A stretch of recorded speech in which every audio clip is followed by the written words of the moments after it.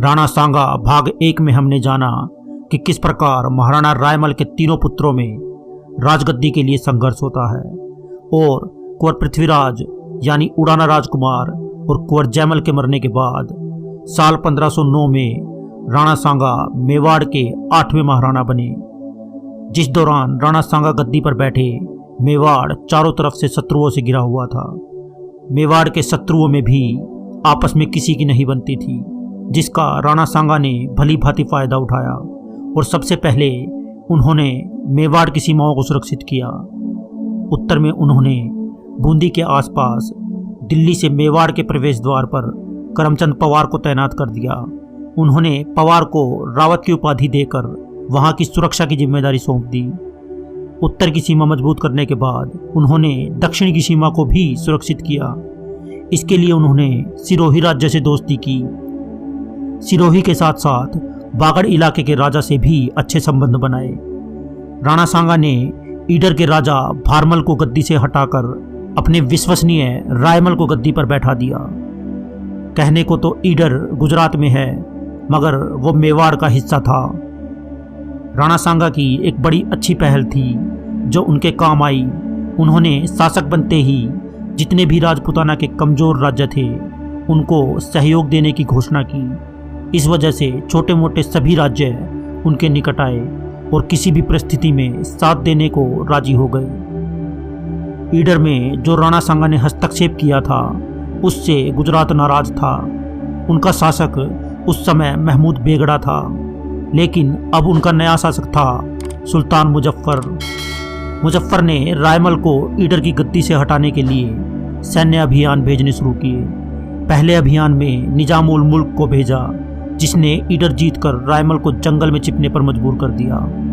लेकिन रायमल ने कुछ समय बाद सेना एकत्रित करके वापस ईडर जीत लिया। दूसरा सैन्य अभियान लेकर सुल्तान मुजफ्फर ने जहीर उल मुल्क को भेजा, जो असफल रहा और खाली हाथ लौट गया।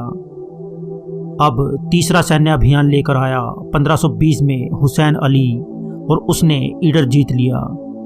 जब रायमल ने मेवाड़ जाकर महाराणा सांगा को यह बताया तो राणा सांगा ने ईडर पर आक्रमण कर दिया। ईडर से हुसैन अली भाग गया और अहमदनगर में छिप गया।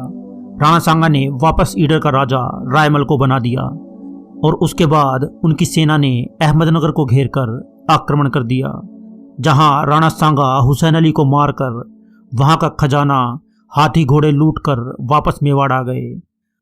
अब सुल्तान मुजफ्फर ने सीधा मेवाड़ पर आक्रमण करने का अभियान शुरू किया, जिसके लिए उसने सौराष्ट्र के जागीरदार मोहम्मद अयाज को अपने साथ मिला लिया और मेवाड़ पर हमला कर दिया। यहाँ सुल्तान के साथ धोखा हुआ। मेवाड़ की शक्तिशाली सेना को देखकर उसके साथी अयाज ने राणा सांगा से संधि कर ली और पीछे हट गया।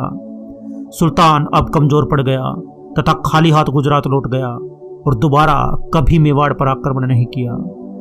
उसके बाद संघर्ष शुरू हुआ मेवाड़ और मांडू के मध्य। मांडू का शासक उस समय महमूद खिलजी द्वितीय था और उसका खास आदमी था मेदिनी राय। महमूद खिलजी के कुछ खास लोगों को मेदिनी राय पसंद नहीं थे, इसलिए उन्होंने षड्यंत्र रच के खिलजी को मेदिनी के खिलाफ कर दिया। मेदिनी राय वहां से जान बचाकर सीधे पहुंचे मेवाड़। महाराणा सांगा ने उनकी मदद की और एक विशाल सेना मांडू पर हमले के लिए मेदिनी को दी। मांडू जाकर परिस्थितियां देखकर सेना प्रमुखों ने हमला टालने की योजना बनाई। महाराणा सांगा की स्वीकृति के बाद हमला टाल दिया गया और मेदिनी को उन्होंने उसी सीमा पर गागरोन और चंदेरी जागीर देकर सुरक्षित कर दिया। ये बात खिलजी को पसंद नहीं आई और 1519 में उसने गागरोन पर आक्रमण कर दिया। उस युद्ध में महाराणा सांगा ने बड़ी बेरहमी से खिलजियों को मारा था और उन्हें पराजित किया था। युद्ध में खिलजी का शहजादा आसफ खान मारा गया और खिलजी को कैदी बना लिया गया, लेकिन बाद में नरम दिल दिखाते हुए राणा सांगा ने खिलजी को रिहा कर दिया और भविष्य में कभी हमला न करने की प्रतिज्ञा दिलवाई। खिलजी की रिहाई के पीछे एक वजह यह भी थी कि मांडू मेवाड़ से काफ़ी दूर था और महाराणा सांगा नहीं चाहते थे कि उनकी सेना मांडू और मेवाड़ दोनों जगह रहे, इससे दोनों कमज़ोर हो जाते। इसी वजह से महाराणा सांगा ने उदार हृदय दिखाकर खिलजी को छोड़ दिया। खिलजी भी इस बात से काफ़ी खुश था और उसने फिर कभी मेवाड़ पर आक्रमण नहीं किया। अब तक मेवाड़ ने गुजरात और मांडू को पराजित कर दिया था, मगर उसका असली संघर्ष अब शुरू होने वाला था। जिस समय महाराणा सांगा मेवाड़ की गद्दी पर बैठे, उस वक्त दिल्ली का शासक था सिकंदर लोधी। सिकंदर ने कभी महाराणा सांगा के आंतरिक मामलों में हस्तक्षेप नहीं किया था, मगर उनके बाद सुल्तान बना इब्राहिम लोधी, जो महाराणा सांगा के सभी अभियानों पर नज़र रखे बैठा था। उसने 2 बार मेवाड़ से युद्ध किया और दोनों बार बुरी तरह से हारा। पहला युद्ध किया 1517 में खातौली में, जो कि बूंदी रियासत का हिस्सा था, और दूसरा युद्ध किया 1518 में धौलपुर में। ये दोनों ही युद्ध मेवाड़ जीता था। पहले युद्ध में एक भयंकर लड़ाई 5 घंटे के लिए लड़ी गई थी। सुल्तान की सेना राजपूतों के विनाशकारी हमले के सामने टिक नहीं सकी और उसने सुल्तान और उसकी सेना को भागने पर मजबूर कर दिया। इस लड़ाई में राणा सांगा ने तलवार से कट जाने के कारण एक हाथ खो दिया था और एक तीर ने उन्हें जीवन भर के लिए एक पैर से अपाहिज बना दिया। इस युद्ध में इब्राहिम लोधी के बेटे को बंदी बना लिया गया था और इस अपमान का बदला लेने के लिए 1518 में लोधी ने दूसरा युद्ध लड़ने के लिए मियाँ माखन और मियाँ हुसैन को बाड़ी धौलपुर में भेजा। इस युद्ध में भी मेवाड़ ने महाराणा सांगा के नेतृत्व में दिल्ली की सेना को हराकर खदेड़ दिया। अब 2 युद्ध हारने के बाद दिल्ली की छवि खराब हो गई। भारत की अनेक छोटी बड़ी रियासतें मेवाड़ के महाराणा सांगा को महत्व देने लगे। उनको लगने लगा कि अगर कोई व्यक्ति है जो भारत में हिंदू सत्ता स्थापित कर सकता है तो वो है केवल महाराणा सांगा। इब्राहिम लोधी से दूसरी रियासतें कन्नी काटने लगी और वो कमज़ोर हो गया। ये 2 युद्ध भारत से लोधी साम्राज्य को मिटा देने वाले युद्ध साबित हुए।